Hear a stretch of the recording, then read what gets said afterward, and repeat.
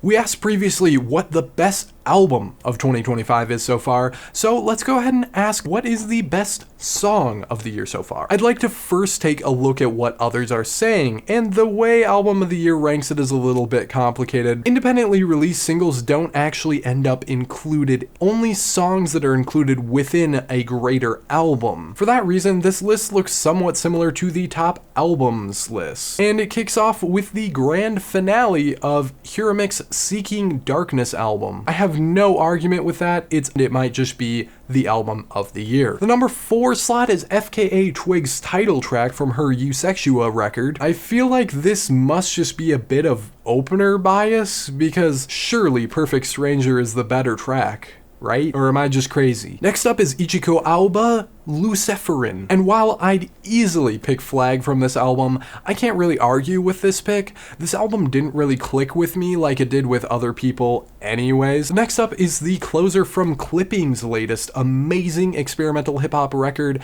and this track is called Ask What Happened. Absolutely will not argue with some Clipping love, but this one? Again, I'm left a little bit confused with the choice of song because there's maybe 10 songs I'd put above it on this album, but I'm glad to see Clipping getting some love nonetheless. And number 1 on the site right now is another I have no complaints with, and that is Funny Papers by Mac Miller. This song is so emotional, and listening to it is genuinely an experience. It sounds so wonderful, it's such a sweet track thematically and sonically, and given the context of his passing, it's absolutely chilling. The line, "Didn't think anybody died on a Friday," is a very strange bit of cosmic irony. I don't think I can really argue. It's currently my pick too. But just for fun, here's another few picks that I have considered and are high on my list. I already said Ghost Mountain's debut album is my album of the year so far in the last video like this one,